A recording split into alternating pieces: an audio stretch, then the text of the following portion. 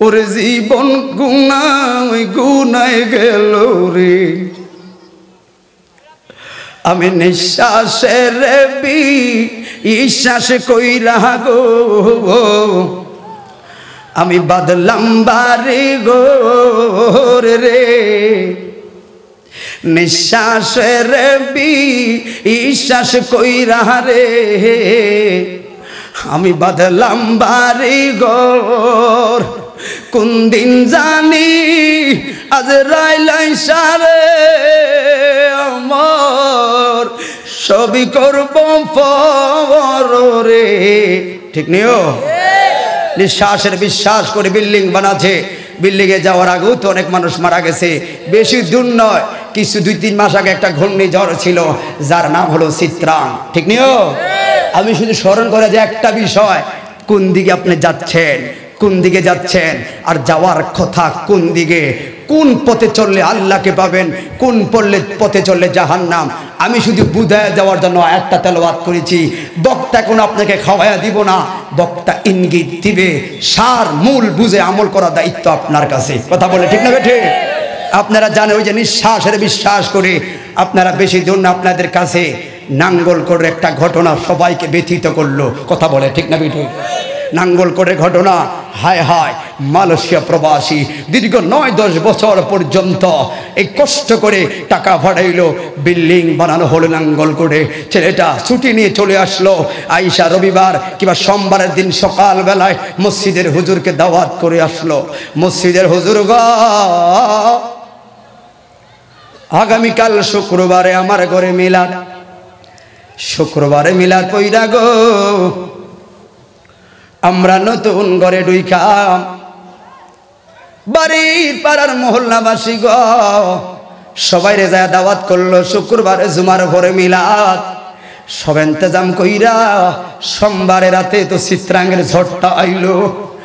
একটা মাত্র মেয়ে আর বউ, আগের যে টিনের ঘর ছিল দুসাহালা, ওই টিনের ঘরে শুইয়া রইল। মাইয়াটা রইল মাঝখানে, বউ রইল এক জায়গায়, ওই মালয়েশিয়ার দুঃখীটা রইল আরেক জায়গায়। ওহো বন্ধুরি, ওই চিত্রাঙ্গের ঢেউয়ে বিশাল গাছ বাইঙ্গা ভইরা, সাল বাইঙ্গা, এই গাছটা তাদের শরীরে পইরা, 3টা লোক খাটের উপরে চাপা খায়া মহিলা রইছে। মসজিদের ইমাম সবাই হাউমা করে কানলো, কেউ আন্নে কান্দেন কি কারণে?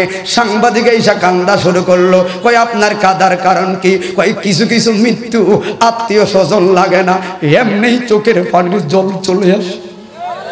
হায় হায় রে, 9-10টা বছর কষ্ট কইরা বিল্ডিং বানাইলো, বিল্ডিং এর জায়গায়, বাড়ির জায়গায়, কিন্তু থাকার কোনো সুযোগ রইল না। এই জন্য যুবকেরই, ও বন্ধুরা আমার, সময় থাকতে এখনো সময় আছে। আমি এখনো দাড়ি উঠে নাই, দাড়ি তো পাকে নাই। অনেক যুবক ভাইরা এখনো তো বয়সও হয় নাই। না না, তোমার মতো কত যুবক দেখছি ওই ঢাকা মেডিকেল কলেজ হাসপাতালে গো ক্যান্সারে আক্রান্ত হইয়া মৃত্যুর সঙ্গে পাঞ্জা লড়ে। পঙ্গু হাসপাতালে যদি যাও দেখবি তোমার মতো আমার মতো কত যুবক, কারো হাত নাই, কারো পাও নাই, কারো অঙ্গ প্রত্যঙ্গ নাই, এরা ওই হুইল ছেড়ে বইয়া আল্লাহরে ডাকে। এই জন্য বাবারা গো, অনুরোধ কইরা যাই গো, যেই কোনো টাইমে আপনার আমার সামনে মালাকুল মত আসতে পারে, আসলো বলে অতএব সময় থাকতে নিজের জন্য, দুনিয়ার জন্য রং তামাশাই যাই করলা, নিজের সময়টা, নিজের সম্বলটা, ওই কবর যে আসল বাড়ি, ওই ব্যালেন্সের জন্য একমাত্র 5 ওয়াক্ত নামাজ হালাল পথে থাকা দরকার, আছে না নাই? যার জন্য হারাম করবে ছেলেরা তোমার বিরোধী, ওই মাইয়া তোমার বিরোধী, ওই বউ তোমার বিরোধী, কেউ তোমার চুল পরিমাণ কাজে আসবে না। বরঞ্চ হাসর ময়দানে ছেলে তোমার বিরুদ্ধে কথা বলবো, সবাই তোমার বিরুদ্ধে কথা বলবো। আল্লাহর কোরআন বললো, ইয়াউমা লা তামলিকু নাফসুন লিনাফসিন শাইআ, হাসর ময়দানে সবাই তোমার বিরোধী হইয়া যাইব। অতএব কাল্লাইগা তুমি সংসার জোড়াইলা, এবার কইবা তুমি তোমার নিজের অঙ্গ প্রত্যঙ্গ আমার বাহুর বলে বল, এই কারণে সাইরা যাইম। কোরআন আল্লাহ 30 পারা সূরাতুল জিলজালে আমার আল্লাহ বলল গো ফামাইয়ামাল মিসকালা যাররাতিন খায়রান ইয়ারা ওয়া মাইয়ামাল মিসকালা যাররাতিন শাররান ইয়ারা। এই যাররা যাররার ব্যাখ্যায় ইবনে কাসির রাহমাতুল্লাহ আলাইহি তার তাফসীর ইবনে কাসিরে বলল তোমার কি হাত তোমার আপন, একটু হাতটা কাইটা গেলে নগদ ডাক্তারের কাছে যাই ব্যান্ডেজ করার জন্য, হাসর কায়েম হইলে গো এই হাত তো তোমার বিরুদ্ধে পক পক কইরা আল্লাহর দরবারে নালিশ কইরা দিব। এই চোখ তোমার বিরোধী, এই জিহ্বা তোমার বিরোধী, মাথা তোমার বিরোধী, পাও তোমার বিরোধী, ছেলে মেয়ে আত্মীয় স্বজন তো আগেই বাদ, কিন্তু তোমার অঙ্গ প্রত্যঙ্গই তো তোমার বিরোধী। আপন রইল কে? এবার বলবেন আদম নবী আমগো আব্বা লাগে, আদমে সারাইব। হ্যাঁ দৌড়াইয়া আপনারা তিরমিজি শরীফের দালাইলুন নবুয়তের একটা হাদিস যারা সারসিনার খুতবা পড়েন আপনারা পাইবেন। আপনারা কইবেন আদমের কাছে যাইয়াম, আদমের কাছে গেলে কইব আদমে লাস্তুলাহ রে হাত্তাম না আলাইকুম বিনুহ, তোমরা নূহ নবীর কাছে যাও। নূহ নবীর কাছে গেলে নূহ নবী কইব লাস্তুলাহ আলাইকুম বিমূসা। এভাবে কেউ ফাত্তা দিত না। আমি জানি রে নাহি কোন বন্ধু গো, নাই দরদি নাই কঠিন দিনে আমার নবীজি বিনে। হাত তুলে বলুন ঠিক না বেঠে? নবী যদি আপন হয় ওই নবীকে ভালোবেসে নামাজটা সারলাম, কি জবাব দিব নবীর সামনে? কথা বলেন না কেন ভাইরা আমার? তাহলে আমি শুধু সত্য পথ বলে যাই যে এই মাসটা মেরাজ নবীর মাস এবং হযরতে আলী রাদিয়াল্লাহু তাআলা আনহুর আগমনের মাস। কথা বলে ঠিক না বেঠে? সাবধান, আবার সাবধান। আমাদের সমাজে আমাদের সমাজে কিছু মানুষ আহলে বায়াতকে ভালোবাসতে গিয়ে এমন পরিমাণ নেয় আমিরে মুআবিয়াকে গালি দেয়। আছে না নাই? দাওয়াত দিলে দেবেন, না দিলে নাই। সাবধান। আমার কাছে হযরত মাওলা আলী যেমন সর্দার, আমার কাছে আমিরে মুআবিয়াও সর্দার। সর্দার। হাত তুলে বলুন ঠিক না বেঠি? আজকে মাওলা আলীকে অতিরিক্ত ভালোবেসে আপনারা মুআবিয়াকে গালি দিচ্ছেন। সাবধান। কি হইল সিফিনে না, এটা ওনাদের অভ্যন্তরীণ ব্যাপার। আমাদের কাছে দুজন হলেন আসহাবিকান নুজুম। কথা বলে ঠিক না বেঠি? এই জন্য আজকে এক ধরনের আউলিয়া আলী বলতে কি শিয়া চক্র তৈরি হয়ে মুসলমানের 12টা বাজাচ্ছে। কথা বলে ঠিক না বেঠি? এই জন্য ভাই সাবধান। আমি কারো দোষ ত্রুটি বলি নাই, আমার কাছে সবাই সর্দার। কি হলো এটা ওনাদের অভ্যন্তরীণ ব্যাপার, কি হয়েছে অভ্যন্তরীণ ব্যাপার। সাবধান। কাউকে নিয়ে মন্তব্য করার কোনো সুযোগ নাই। সবাইকে ভালোবাসি আমরা, কারণ সবাই আসহাবিকান নুজুম। কথা বলে ঠিক না বেঠি? এই কথা বলে ঠিক না বেঠি? গভীর মনোযোগ। কিন্তু ভাইরে আমার বিষয় হইল আমরা আহলে বায়াতকে ভালোবাসলাম। মাওলা আলী হলো বেলায়েতের সম্রাট। ঠিক না বেঠি? যেই মাওলা আলী বললেন আনাম জামলা আলীর শানে, আল্লাহর হাবিব বলল আনা মদিনাতুল ইলমি ওয়া আলিউন বাবুহা। আমি হইলাম, আলী বলল, আমার নবী বলল আমি হইলাম ওই ইলমের শহর, আর ওই শহরে দরজা হলো আলী। ঠিক না বেঠি? আলী প্রচার করলো মুসলমানেরা গো, নবীর কাছে যদি যাও একবার, আমি আলীর কাছে আসতে হবে 2 বার। কয়বার? সাহাবীরা বলল আলী পাকনামি দেখো না, কারণ কি গো? কই আমি আবার বললাম নবীর কথা মোতাবেক নবীর কাছে যদি যাও একবার, আমার কাছে আসতে হবে 2 বার। কই কারণ কি? সাহাবীরা নবীর কাছে গিয়ে বলছেন ইয়া রাসূলুল্লাহ, নবী গো আপনার মা ফাতেমার জামাইটা কি বললো? অতি আবেগ ভালো নয়। কই কি বললো? কই আপনার কাছে যদি একবার আসি গো, আলীর কাছে বলে 2 বার যাইতে হবে। আমার নবী মুস্কি হাসে দিয়া বুঝলো, আবার বলল এই উত্তর আমি দিতাম না, তোমরা আবার উত্তরের জন্য আলীর কাছে চইলা যাও। আলীর কাছে আবার গেলেন, আলীরে পাকড়ে ধরে আলীরে ক।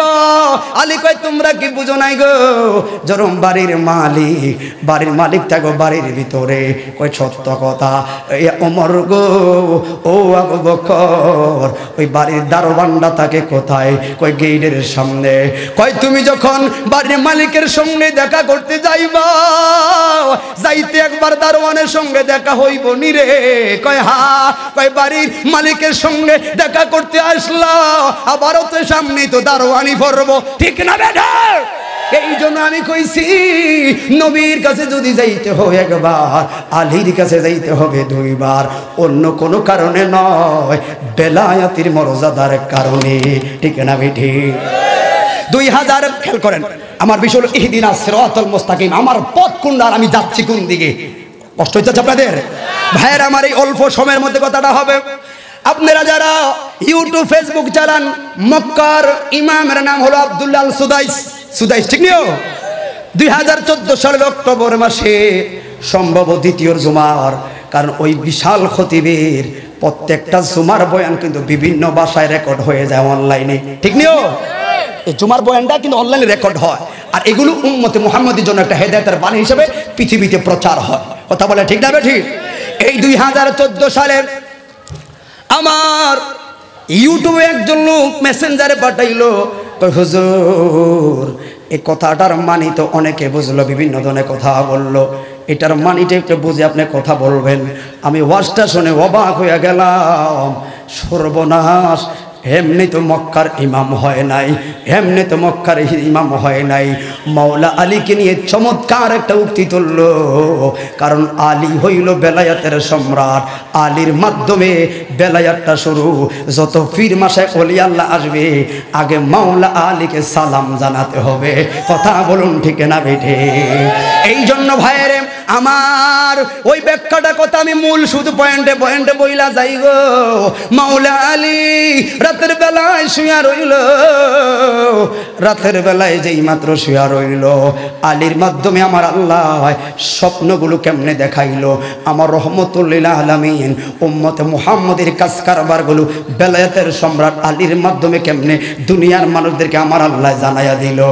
একবার খালি শুনবেন, খেয়াল করবেন, তখন ইহদিনাস সিরাতাল মুস্তাকিম আর সূরা বালাদের ওয়াহাদাইনাহুন নাজদাইন, এই দুইটা আয়াতের সমাধান পাইবেন, ওয়াজ শেষ হয়ে যাবে। ও বন্ধুরি, কষ্ট হচ্ছে আপনাদের? খেয়াল করবেন, মাওলা আলী স্বপ্নে দেখলো আমার রাসূলে পাককে। কেউ যদি নবীকে স্বপ্নে দেখো গো, মনে করবা তোমরা সত্য দেখলা, কারণ ফাইন্না শাইতান লা ইয়াতামাসসালু ফি সূরতি, শয়তান কোনোদিন আমার নবীর সূরত ধরার ক্ষমতা আমার আল্লাহ শয়তানকে দেয় নাই। আলী আমার নবীকে স্বপ্নে দেখলো, দক্ষিণমুখী হয়ে আলী শুয়ে রইল। আমার নবী কয়, আলী রে, এ আলী দক্ষিণ দিকে যাইও না, ঘুমায়ও না। আলী কয়, বুঝলাম না। দেখবেন মা বাবা যদি বলে, বাচ্চাদেরকে বলে, এ পুত্রি ফুত, তোরা পুকুর পাড়ে যাইস না, ওই পুকুর পাড়ে সাপ আছে। দেখবেন আমগো ফোলা ফাইন আরো লাঠি লইয়া যায়, সাপ মারতো, ঠিক না বেঠে? কিন্তু মাওলা আলী তো প্রেমের আলী, কয় নবী কিল্লাইয়া কইল দক্ষিণমুখী হইতাম না, একটু যাইয়াই দেখি না, নিশ্চয় এখানে প্রেমের একটা বিশাল সমুদ্র লুকাইয়া রইছে।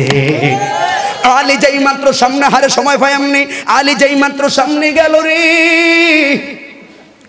সামনে যেই মাত্র গেল, আলী দেখলো একসাথে 3টা পুকুর দেখা যায়। খেয়াল করেন, স্বপ্নে দেখলো 3টা পুকুর একই সাথে দেখা যায়। হঠাৎ কইরা ওই 3টা পুকুরের মধ্যে একটা পুকুরে ডেওয়াইলো, এই 3টা পুকুর একই সিরিয়ালে, এই পুকুরে ডেওয়াইলো, ঢেউয়ের তাণ্ডবে পুকুরের পানিটা 3 নাম্বার পুকুরে যায়া পড়লো, 2 নাম্বার পুকুরের মধ্যে পড়ে না। কিরে বুঝলাম না, ঘরে যদি আগুন লাগে পাশের ঘর না ফোরা যাইব, কিন্তু পাশের ঘর ফোরা না যাইয়া আরেকবারের ঘর ফোরা গেল, বুঝলাম না পাশের ডার কামটা হইল কি। এবার আলী কয়, সর্বনাশ, 3টা পুকুর একই জায়গা দেখছি গো, এই একটা পুকুরে তাণ্ডব জড়াইল, কিন্তু পানি যায়া 3 নাম্বার পুকুরে পড়লো, লগের ডার ভিতরে পানি পড়লো না। কারণ কি? নিশ্চয়ই এটার মধ্যে বিশাল রহস্য লুকাইয়া রইল। জবান খুলে বলুন আল্লাহু আকবার। ও বন্ধুরি, বাবা আমার কথা নয়, এই জন্য অন্য অন্য কথা না বইলে যদি মক্কা মদিনার খুতবা ইমামদের খুতবাগুলো বর্ণনা করেন, মানুষ অনেক হেদায়েতমুখী হইয়া যাইতো, ঠিক না ঠিক? বন্ধুরে আমার গুনিয়ার বাবারা, মাওলা আলীকে আরেকটু সামনে জায়গায় দেখলাম, তলে প্রথম স্বপ্ন দেখলো 3টা পুকুর। খেয়াল থাকবেন ইনশাআল্লাহ আপনাদের। 2 নাম্বার স্বপ্ন দেখলো কি বইলা যায়, আলী স্বপ্নে দেখলো একটা সুন্দর সুন্দর চেহারা একটা পাখি দেখা যায় গো। এই পাখিটার বুকের মধ্যে কালিমা শরীফ লেখা, লা ইলাহা ইল্লাল্লাহ মুহাম্মাদুর রাসূলুল্লাহ। কিন্তু বাইরে এই পাখিটার পালঙ্কের মধ্যে কালিমা কালিমা লেখা। এই পাখিটার কপালে কালিমা, গলার মধ্যে কালিমা, এই পাখিটার অঙ্গে পতঙ্গে কালিমা শরীফ লেখা গো। এত সুন্দর একটা পাখি। কিন্তু আলী কয় কি দেখলাম স্বপ্নে? এই পাখিটা যে দেখলাম গুয়ের মধ্যে ময়লার মধ্যে ফারাইয়া ফারাইয়া কেরা খায়।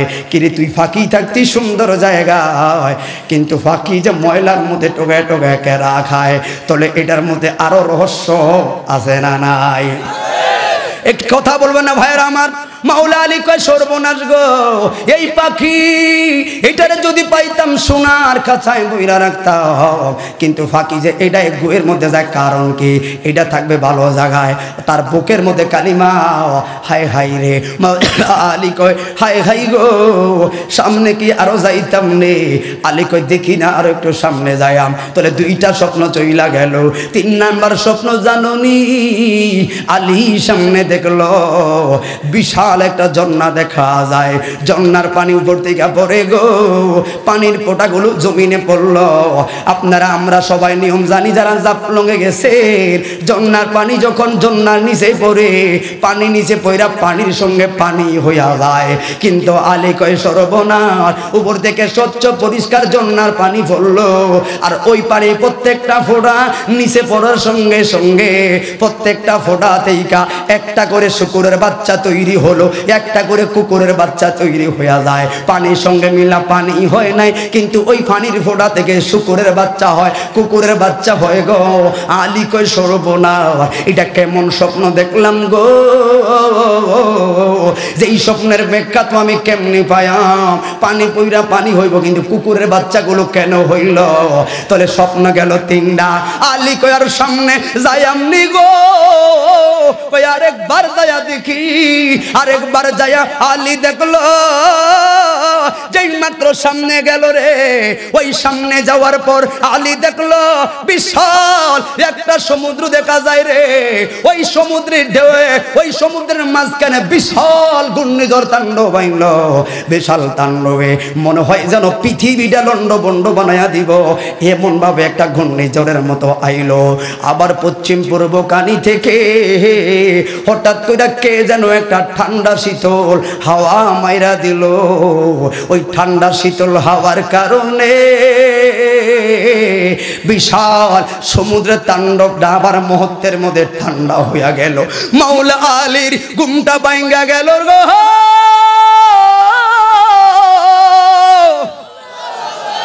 দৌড়াইয়া ওই রাতে তাহাজ্জুদের সময় গোনাইয়া আইলো আলী, দৌড়াইয়া আমার নবীর কদম মুবারকে যাইয়া হাজির। নবী যেই মাত্র তাহাজ্জুদের নামাজ তো আমার নবী পড়ব, ওযু করতে পার হইল, দেখলো মাওলা আলী দাঁড়াইয়া রইল। আলী কিছু বলতে না বলতে আমার নবী মুস্কি হাসি দিয়া বলছে, আলী রে, তোর না নিষেধ করলাম দক্ষিণ দিকে না যাইতে? আচ্ছা কোন এখন রস্য কি আরো বাড়ছে না কমছে? কি গো, রাতের বেলায় স্বপ্ন দেখলাম, এখন আমনে দেখুন দক্ষিণ দিকে না যাইতে। আমার নবী কইল, আলী রে, আইয়ুকুম মিসলি, কে আছে আমার মতো? আলী রে, আমি হলাম রহমতুল লিল আলামিন, আমি হলাম সাইয়্যিদুল মুরসালিন। আলী বলে, নবী গো, ও মায়ার নবী গো, আল্লাহর দোহাই দিয়া কয়া যাই গো, কলিজাটা জইলা যায়। এগুলা কেমন স্বপ্ন আমি দেখলাম? আমার আল্লাহ বেলায়েতের সম্রাট মাওলা আলীর দিয়া উম্মতে মুহাম্মদের প্রেক্ষাপটগুলো দুনিয়ার মানুষদেরকে কেমনে বোঝায়। ও বন্ধুরি, আমার নবী পাত্তা দেয় না। ফজর নামাজেই মাত্র পড়লো আলী, আবার নবী কদম মোবারকে যায়া ধরলো, ইয়া রাসূলুল্লাহ, একটু মেহেরবানি কইরা স্বপ্নের ব্যাখ্যাগুলো জানার জন্য আইছি।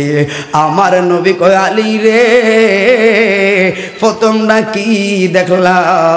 আয় হায়। আলী কয়, ইয়া রাসূলুল্লাহ, দেখলাম গো নবীজি, একই সঙ্গে 3টা পুকুর দেখছি গো।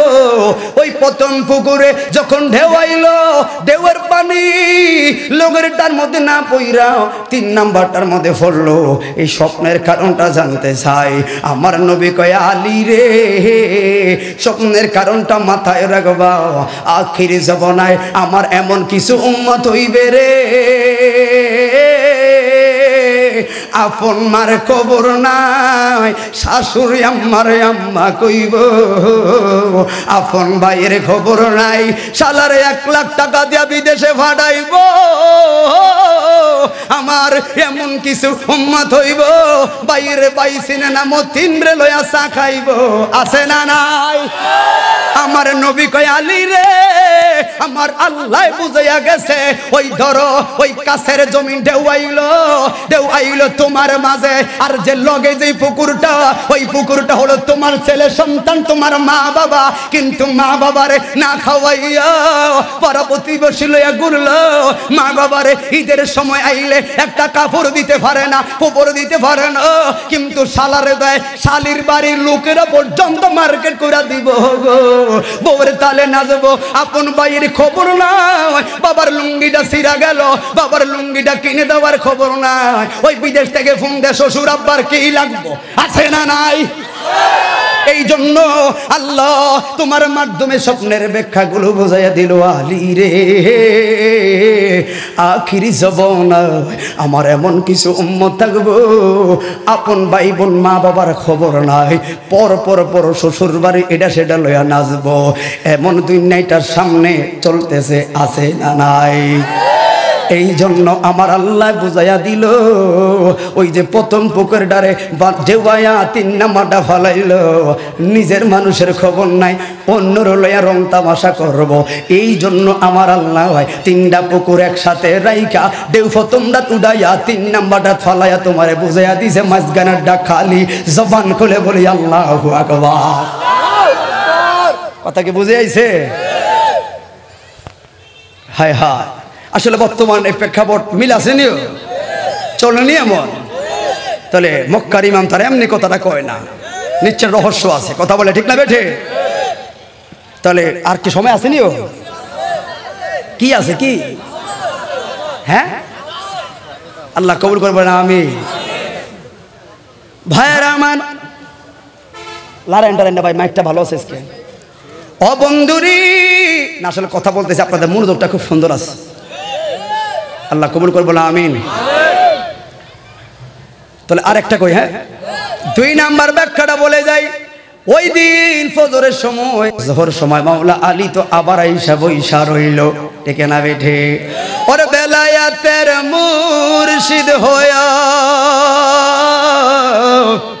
আসিলেন দিনের নবী। আমার মুর্শিদকে না পাইলে কি আর রাসূল পাবি রে, ঠিক না বেঠে? হেলায় হেলায় সব শেষ। এই জন্য তো বলি ভাই, আমি তো চলে যাব, থাকতাম না।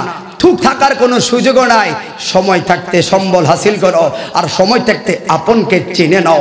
সময় থাকতে ইহদিনাস সিরাতাল মুস্তাকিম এবং সিরাতাল লাযিনা আন'আমতা আলাইহিম পথগুলো চিনো আর বুঝে আমল করো। এখনো সময় আছে, মসজিদমুখী হও, কারণ সামনে কিন্তু উপায় নাই। কথা বলে ঠিক না বেটি? হারিয়ে যাব একদিন আমি, রব না ভুবনে চিরদিন, ঠিক নিও? হারিয়ে যাব একদিন আমি, রব না ভুবনে চিরদিন। ক্ষমা করে দিও তোমরা আমায়, ক্ষমা করে দিও তোমরা আমায়, ভুল করে থাকি যদি কোনো দিন। হারিয়ে যাব একদিন আমি, রব না ভুবনে চিরদিন, ঠিক না বেঠে? মাওলা জোহরের সময় আবারও গেল, আমার নবীকে বলছে, নবী গো ও ইয়া রাসূলুল্লাহ, 2 নাম্বার স্বপ্ন বললি। আমার নবী কয়, আলী গো কি রে স্বপ্ন দেখলা? নবী যাই না পৃথিবীর মানুষদেরকে কেমনে শরীয়তগুলো শিখাইয়া গেল। ইয়া রাসূলুল্লাহ নবী গো, ও মায়ার নবীজি, আমি দেখলাম স্বপ্নের ভিতরে একটা সুন্দর পাখি গো। ওই পাখিটার কপালে বুকে কালি সঙ্গে পতঙ্গে কালিমার তৌহিদ লেখাই আছে। মায়ার নবী গো, এত সুন্দর পাখি আমি আর জীবনে দেখি নাই। কিন্তু কয় কি হইল? কয় দুঃখের বিষয়টা হইল পাখিটা থাকবে সুন্দর জায়গায়, কিন্তু পাখিটারে দেখলাম গুয়ের মধ্যে ময়লার মধ্যে টোকাইয়া টোকাইয়া ময়লা খায় আর কেরা খায়। আমার নবী কয় আলী রে, আমার আখির যমুনার মধ্যে এমন কিছু উম্মত হবে গো, যারা থাকবো মসজিদে আগের কাতারে, আবার ভিতরে ভিতরে 10% সুদ টাকা লাগাইব। আছে না নাই?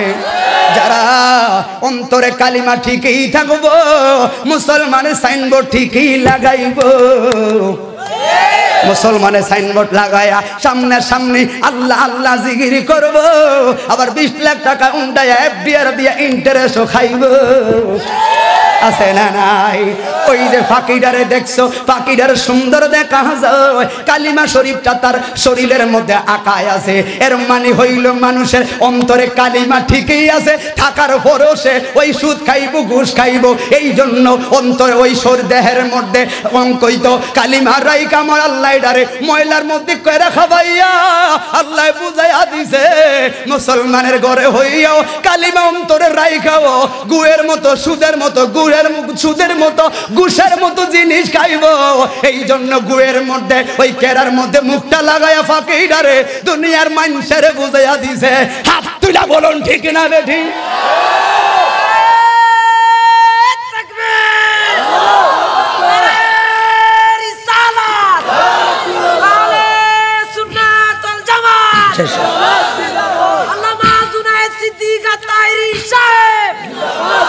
আসলে কথা মিলছিল সেমনি বড় হুজুর বড় মসজিদের আখ্যাতরা যায়, বড় বড় ইসলামের কথা আসলে যায় হেতে 10% হারে খায়।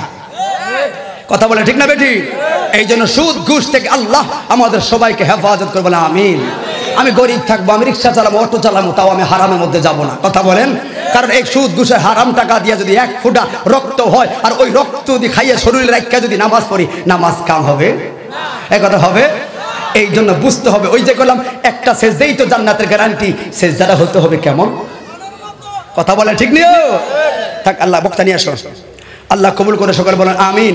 যদি নসিবে থাকে বাকি দুইটা কইয়া যায় অন্য একদিন, ঠিক আছে? আল্লাহ না ভাইয়ারা আমার 10 মিনিট হাইস্ট, 10 মিনিট না না না না 10 মিনিট। আল্লাহ কবুল করে বলে আমিন।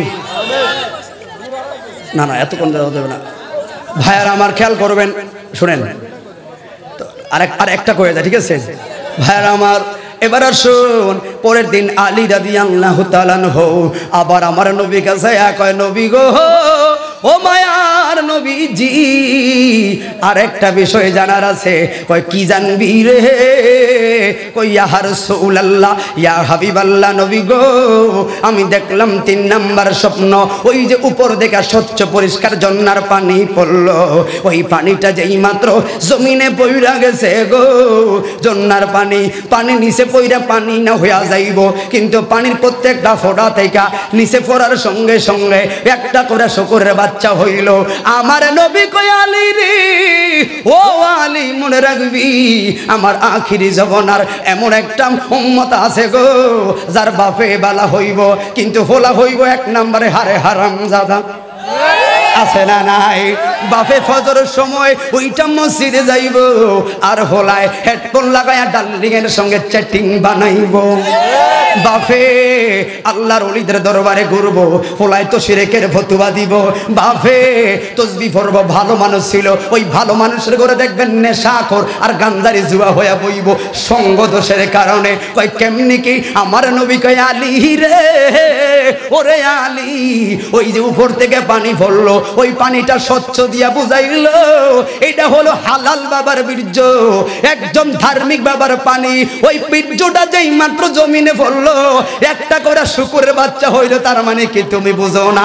ওই ভালো বাপের যেই মাত্র পানি পড়লো আর নিচে পড়ার সঙ্গে সঙ্গে ওই ফোঁটা থেকে শুকুরের কুত্তার বাচ্চা তৈরি হইল, এর মানে ভালো মানুষের ঘরে খারাপ মানুষ হইব। কথা বলেন ঠিক না বেঠি? আমরা সেই জমানাতে আছি কেন? বাবা দেখবে সমাজের সবাই তাকে শ্রদ্ধা করে, কিন্তু ফোলার কারণে অনেক সময় বাপ মার নাক চুল কাটা যায়। এই জন্য বলি আমার নবী কয় আলী রে, ওই যে উপরে স্বচ্ছ পানি পড়লো, বাবারা বুঝবেন, যুবক হয়তো নাও বুঝতে পারছে, এটা ওই হালাল বাবার বীর্য যেই মাত্র জমিনে পড়লো, এই পড়ার প্রত্যেকটা ফোঁটা থেকে তার মানে ওই শুকরের বাচ্চা, তার মানে ভালো মানুষের ঘরে খারাপ মানুষ এমন একটা জবনায় হইব। আমরা সেই জবনায় বাবে মসজিদে যায়, বাবে দান খরাত করে, আরে ফোলায় মাহফিল দেখতে পারে না, নাস্তিকদের সঙ্গে সম্পর্ক করে। পোলারা দিছি ভার্সিটিতে ভালো পড়াশোনা করার জন্য, পোলা এমন শিক্ষিত হয়েছে, শিক্ষিত হয়ে এখন নাস্তিকবাদের মধ্যে নাম লেখাইছে। কথা বলেন ঠিক না বেটি? সেই জমানা আছে না নাই? তাহলে আমি লাস্টের কথাটাও কয়া যায়, দোয়া করবেন, আধা বার্তা দিয়েন না বাবারে। ওহো বন্ধুরি, আলী কয় নবী গো, আমি 4 নাম্বার কথাটা জানতে চাই। আমার নবী পাত্তা দিল না, পরের দিন আবারও কইছে। এর মধ্যে একটা হিকমত আছে, আলী যেন কথাগুলো শ্রবণ করে ভিতরে অঙ্কিত করতে পারে, এই জন্য আলীর সময় নিয়া আমার নবী পয়েন্টগুলা বুঝাইছে। কারণ আমার নবী হলো তো এলেমের সাহব, কারণ আমার নবীর শিক্ষককে স্বয়ং আল্লাহ। কথা বলেন ঠিক না বেঠি? যেই নবী বলেছেন বুইস্তু ইলান নাসে কাফাতান ওয়া উরসিলতু ইলাল খালকি কাফা, আমি প্রেরিত হয়েছি এই পৃথিবীতে একজন শিক্ষক হিসাবে, যার শিক্ষক হলো স্বয়ং আল্লাহ। কথা বলে ঠিক না বেঠি? ও বন্ধুরি, আলী কয় নবী গো, ও মায়ার নবীজি, আমি দেখলাম সর্বশেষ স্বপ্ন, বিশাল সাগরে তাণ্ডবাইল, মনে হয় যেন সব পৃথিবীটা ধ্বংস হইয়া যাবে, লয় হইয়া যাইব। কিন্তু হঠাৎ কইরা দেখছি একটা ঠান্ডা শীতল বাতাস আয়া ওই লান্ডবন্ড তাণ্ডব ঘূর্ণিঝড়টা আবার ঠান্ডা হইয়া গেল। আগের 3টা স্বপ্নের ব্যাখ্যায় আমার নবী কিছু না বলিয়া নির্দ্বিধায় কথাগুলো উত্তর দিয়া দিল। যেই মাত্র এই 4 নাম্বার স্বপ্নের কথা বললো রে বাবা, আমার নবী অজরদারে চোখের পানি ফলাইয়া কান্দা শুরু করলো। মওলা আলী কহে নবী গো, 3 বার কইলাম কানলেন না, 4 বারের সময় কেন কানলেন? আমার নবী কয় আলী রে, আমার উম্মতরা ভীষণ ভীষণ গুনাহগার, আমার উম্মতরা গুনাহগার, আমার উম্মতরা গুনাহগার। ইয়া রাসূলুল্লাহ বুঝলাম না। কই সে সাগরে তাণ্ডব বুঝুনি, আমার উম্মতের গুনার পাহাড় পরিমাণ যখন হইয়া যায়, আমার আল্লাহর গুসা হই রে, আল্লাহ গুসা হইয়া, আমার আল্লাহর রাগ হইয়া ওই ঘূর্ণিঝড় তুষ্ট ফেরেশতারে বলে, ফেরেশতারে ডাক দিয়া কয় ফেরেশতা লামায়া দে নারগিস, লামায়া দে শ্রীধর, নামায়া দে আয়ালা, নামায়া দে অমুক ঢেউ, নামায়া দে অমুক ঘূর্ণিঝড়। একমাত্র ঘূর্ণিঝড়ের তাণ্ডব আপনার আমার খাসালতের কারণে, আপনার আমার কর্মদোষের কারণে আজকে তুরস্কে মৃত্যুর মিছিল। একমাত্র কয়েক মিনিটের ঢেউয়ে সব পৃথিবীটার যেন একটা দুঃখের সাগরে বাসায়া দিছে, দুঃখের সাগরে বাসায়া দিছে। এই জন্য বলি বন্ধুরে, আমার নবী কয় আলী রে, আল্লাহ কইল মসজিদে আয়। আমার বন্দারা মসজিদ তো দূরের কথা, আর মসজিদের বিরুদ্ধেও কথা কয়। আল্লাহ কইল তোরা দিনের মধ্যে আয়। আমার বন্দারা রাস্তায় খাড়া খাড়া তামাশা দেখলো, বরঞ্চ আলেম দেখলে, হুজুরদেরকে দেখলে মস্কারি করতো, আলেমদেরকে মোহাব্বত করে নাই, নামাজও পড়ে নাই, বরঞ্চ মসজিদের মুয়াজ্জিনে আজান দিলে রাতের বেলায়, আজানের পরে 2-1টা গজল টজল গাইলে ওলা ভাইনি আরো মস্কারি করে সকাল বেলায়। এতে আদিল একটা মাইকে হাইছে শুরু কইরা দিছে, কারণ একটাই, ওই যে ফোলায় মাত্র ঘুমাইছে।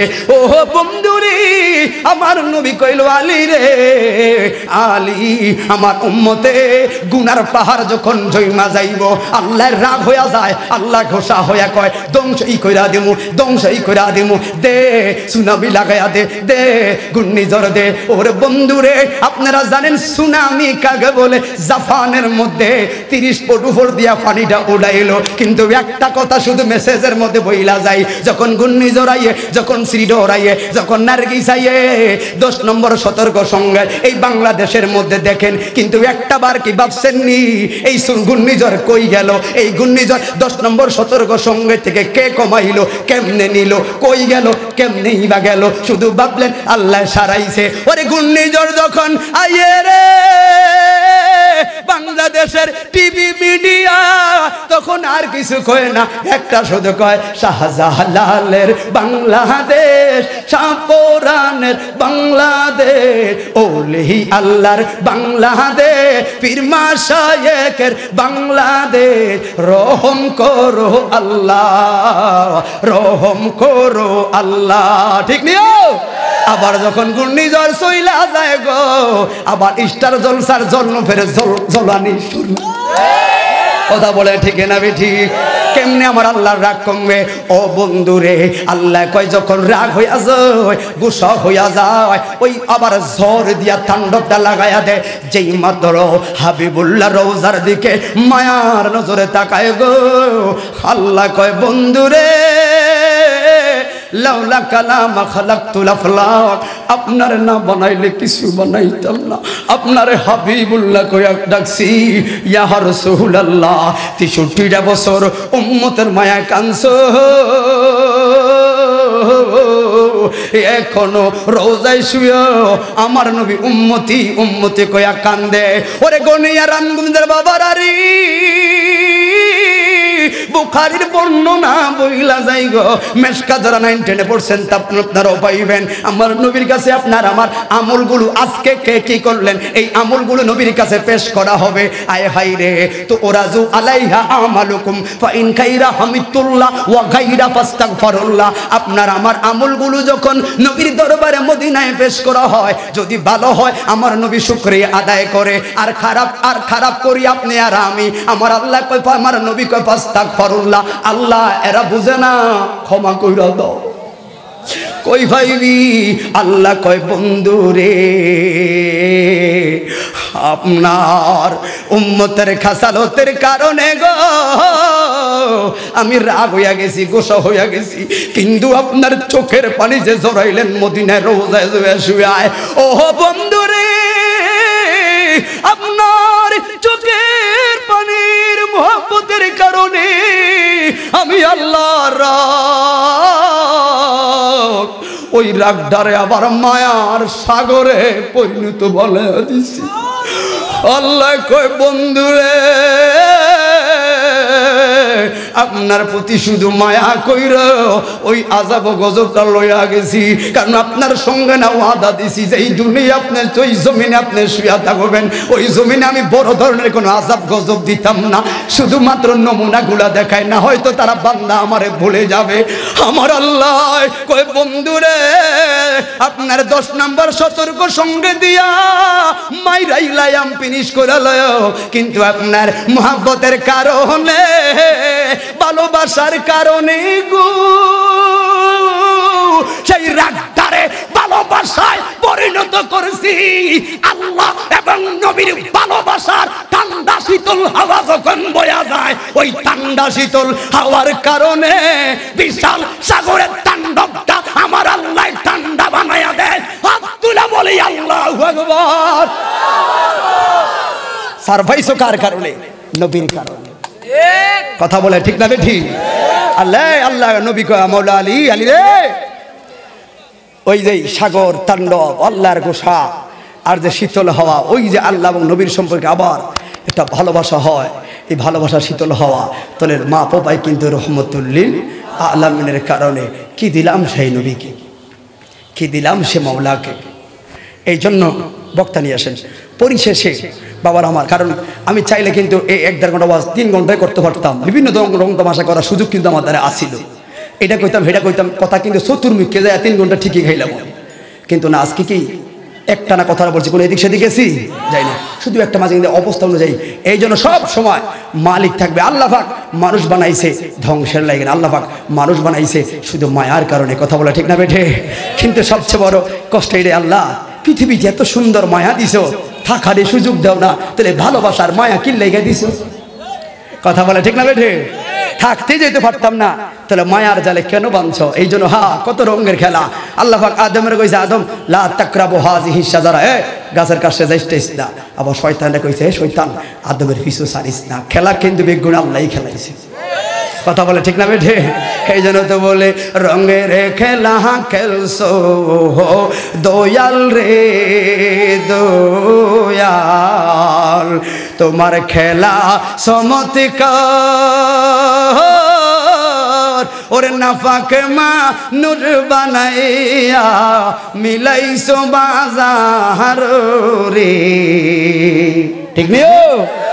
তাহলে আপনাদের যে হাদিসের ব্যাখ্যাটা আমি বলেছিলাম খুতবার, আপনারা কি বুঝতে পেলেন? বেলায়েতের বাদ সম্রাট মাওলা আলীর মাধ্যমে আমার আল্লাহ রসুল পাকের মাধ্যমে পৃথিবীর বর্তমান অবস্থা তুলে ধরেছেন। এগুলো একমাত্র ইশারা, সতর্ক সংকেত। এগুলো থেকে হেফাজত করে একটা মানুষ যখন মুত্তাকি হতে পারবে, সে মাওলা আলীর সঙ্গে জান্নাত পাবে। কথা কি বুঝতে পেরেছেন? এই জন্য আল্লাহ পাক না বুঝলে ওয়াজ করে কোনো লাভ নাই। তুমি আল্লাহ পাকের মোহাব্বতের বাণী বলে আমি চলে যাচ্ছি। কাউরে দিলা 10টা বাড়ি, এ রামগঞ্জে একটা সন্তানাদি নাই, আসেনিও?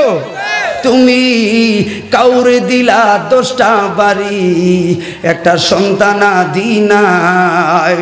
আবার কাউরে 10টা সন্তান দিছ, একটু জায়গা জমি নাই। টাকা পয়সা ধন সম্পত্তি কাউরে দিছ বরে, কিন্তু মরার পরে কান্দে করে কবরে কেনা মাহাবে রে। রঙের খেলা খেলছো দয়াল রে তুমি। কার ভাই লয়ে আসেন, হুজুর নিয়ে আসেন। কারো কলিজায় আগা দিছ, মনের মানুষ কাইরা লইয়া।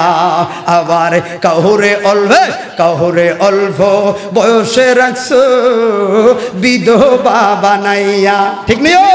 তুমি নির্দোষের রাখছো দয়াল ববের জেলখানায়। আবার অপরাধ করিয়া কেহ গুরে সর্বদায়। নদীর একুল ভাঙ্গ ওই কুল গড়, এই নিরে তোর খেলা। সকাল বেলার দনির বানাও ফকির সন্ধ্যা বেলা রে।